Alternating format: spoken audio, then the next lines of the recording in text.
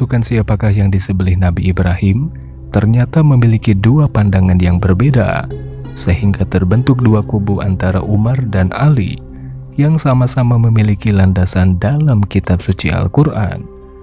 Ali berada pada kubu Ismail, sedangkan Umar berada pada kubu Ishak. Bagaimana itu bisa terjadi? Apakah selama ini pemahaman kita salah? Dalam video kali ini, kita akan membahas berdasarkan pandangan para ulama dan tabi'in.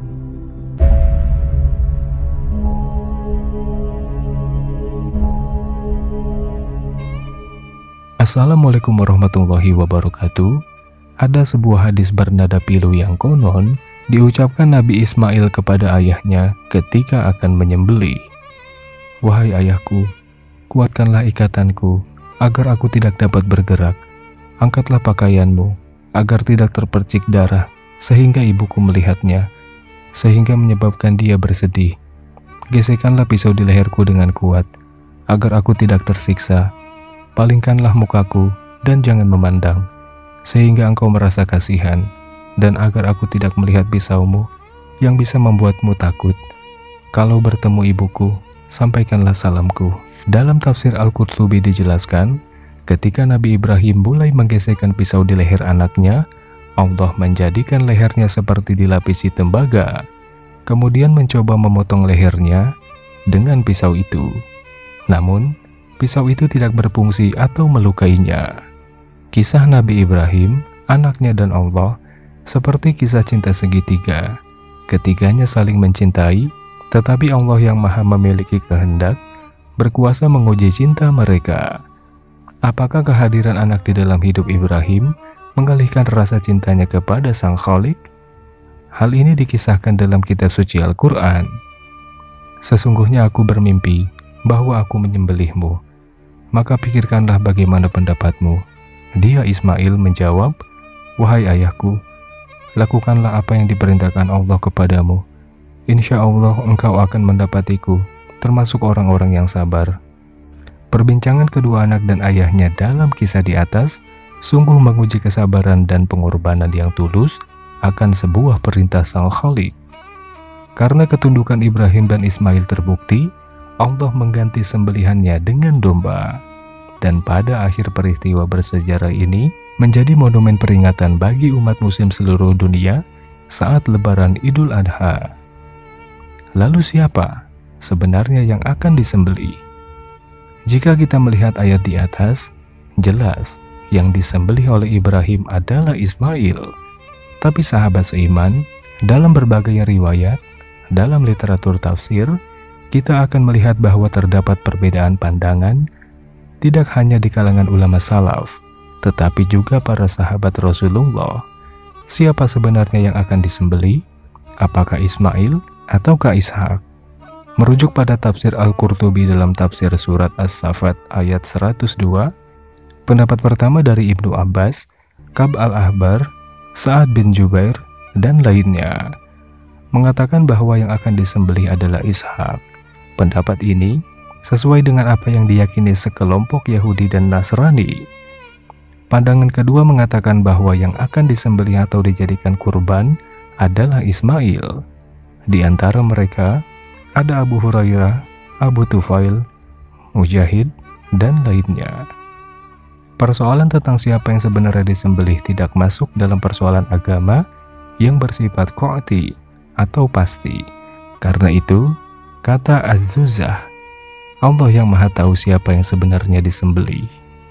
Ibnu Katsir dalam tafsir Al-Quranul Azim dengan tegas menolak pendapat pertama, dan dia meyakini cerita itu muncul dari ahli kitab, kemudian diterima sebagian muslim tanpa dalil yang kuat.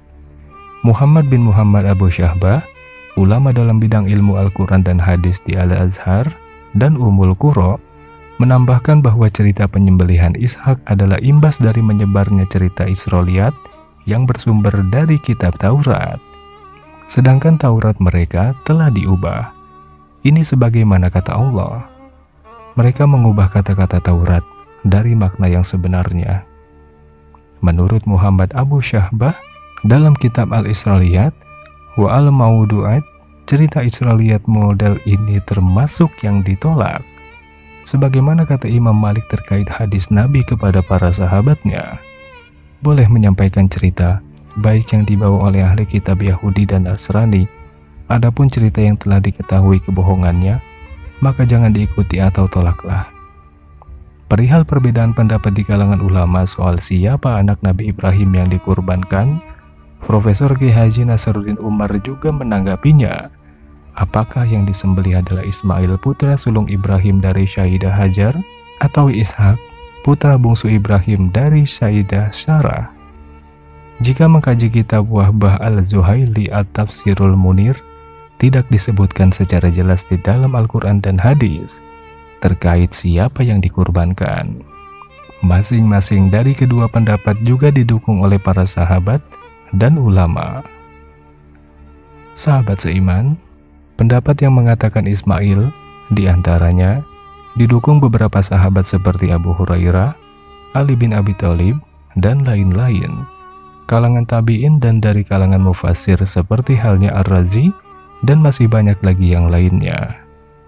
Sementara pendapat yang mengatakan Ishak diantaranya sahabat seperti Umar bin Khattab, dari kalangan tabi'in seperti Qatadah, Malik bin Anas, dan lainnya. Dalam kitab tafsir Mafatihul Ghaib karya Fakhruddin Ar-Razi, ada 6 argumentasi untuk kelompok yang berpendapat bahwa yang disembelih Nabi Ibrahim adalah Ismail, dan 2 pendapat yang mengatakan Ishak. Pendapat yang mengatakan Ismail pertama, Rasulullah SAW bersabda, yang artinya, saya adalah anak dari 2 orang yang disembelih. Maksud dari orang yang disembelih adalah Abdullah bin Abdul Muthalib, ayah Nabi Muhammad SAW, dan Nabi Ismail alaihi salam. Dulu ketika Abdul Muthalib menggali sumur Zam-Zam, ia bernazar akan menyembelih salah satu anaknya jika menemukan sumber air itu. Setelah diketemukan, Abdul Muthalib mengundi untuk menentukan salah satu anaknya untuk disembelih. Undian jatuh kepada Abdullah, ayah Rasulullah. Namun akhirnya Abdullah ditebus dengan 100 ekor unta, sementara yang dimaksud kata yang disembelih kedua dari hadis di atas adalah Nabi Ismail alaihi salam. Sebab Ismail merupakan nenek moyang bangsa Arab atau Abul Arab.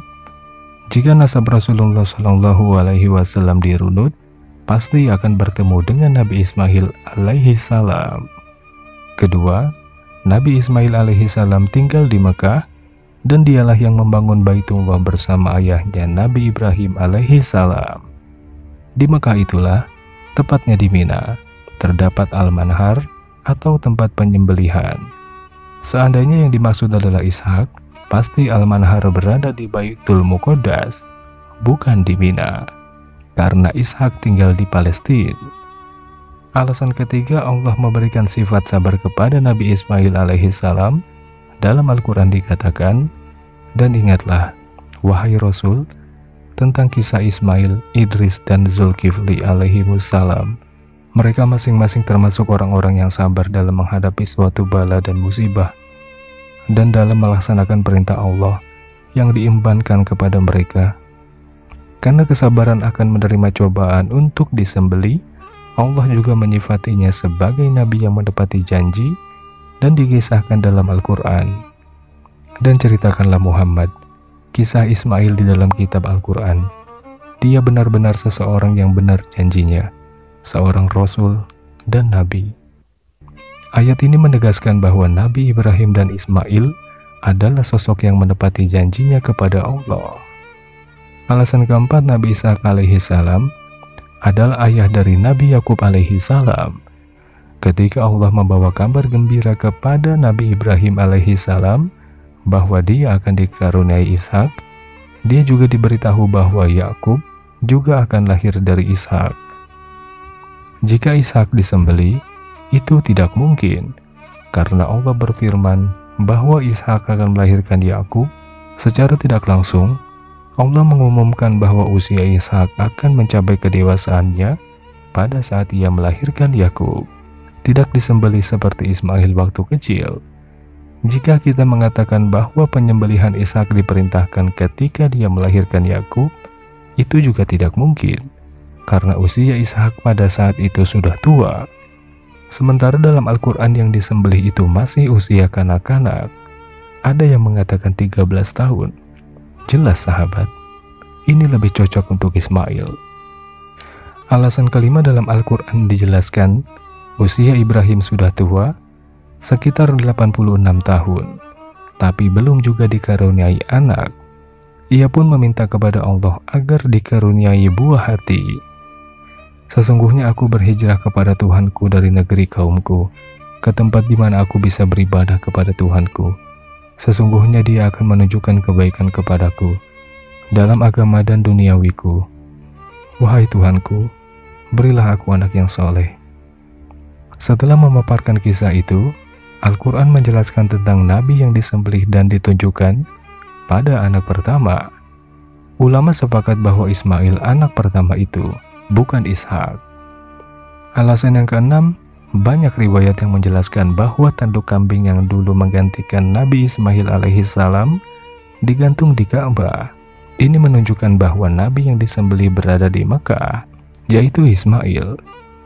Seandainya itu Ishak, maka tanduk kambing itu berada di negeri Syam, tepatnya di Palestina. Sedangkan pendapat yang mengatakan Ishak, yang pertama, dalam Al-Quran, surah Asy-Syafat ayat 99 dan 100, dijelaskan tentang kisah Nabi Ibrahim alaihissalam hijrah ke negeri Syam. Saat itu Ibrahim berdoa agar dikaruniai seorang anak. Analisa ini menyimpulkan bahwa Ishak itulah Nabi yang disembelih, karena Ishak lahir dari Sayyidah Sarah yang berasal dari Syam. Kemudian dipertegas pada ayat berikutnya, surah Asy-Syafat ayat 112, yang menjelaskan kabar gembira dari Allah bahwa Ishak tergolong sebagai orang soleh. Kabar gembira ini tidak lain karena Ishak telah melewati cobaan begitu berat, yakni hendak disembelih. Alasan kedua, Nabi Yakub alaihissalam pernah mengirim surat untuk putranya Yusuf alaihissalam. Potongan teks surat tersebut yang artinya, dari Yakub Israel, Nabi Allah bin Ishak, Zabihillah bin Ibrahim, Khalillah. Dalam surat tertulis Ishak, Zabihillah, yang berarti Ishak merupakan Nabi yang disembelih. Wallahu a'lam. Terlepas dari perbedaan pendapat di atas, yang terpenting adalah mengambil hikmah dari kisah Nabi Ibrahim alaihissalam tersebut. Kita dapat meneladani kecintaan Nabi Ibrahim alaihissalam kepada Allah. Seperti diketahui, Nabi Ibrahim alaihissalam adalah Nabi yang sangat dicintai Allah. Demikian juga diri Ibrahim sangat mencintai Allah, sampai-sampai dijuluki Khalilullah atau kekasih Allah. Hanya saja kecintaannya hampir terduakan setelah ia memiliki anak, sampai akhirnya diuji oleh Allah untuk membuktikan cintanya kepada Tuhan masih murni. Seolah-olah Allah berkata, "Jika cintamu masih murni padaku, sembelihlah putra yang sangat kau cintai itu, yang telah menyebabkan kau menduakan cintaku." Sahabat yang dirahmati Allah, kita bisa meneladani kisah Nabi Ibrahim alaihissalam karena merupakan potret keluarga yang sangat taat kepada Allah. Ibrahim sebagai seorang ayah yang sangat mencintai anaknya, dengan ikhlas mematuhi perintah Allah untuk menyembelihnya. Demikian juga si anak.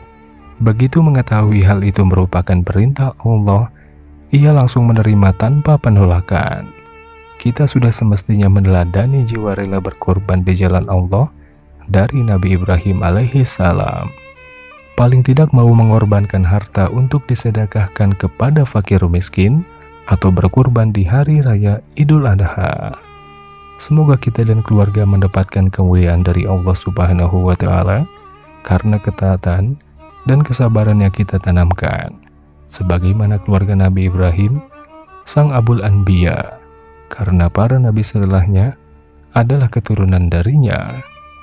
Baiklah sahabat seiman, begitulah kisah perdebatan yang sudah kita bahas. Mohon maaf jika banyak kekurangan. Kami sangat sadari bahwa kebenaran hanya milik Allah. Sampai jumpa pada video bermakna selanjutnya. Akhirul kalam. Assalamualaikum warahmatullahi wabarakatuh.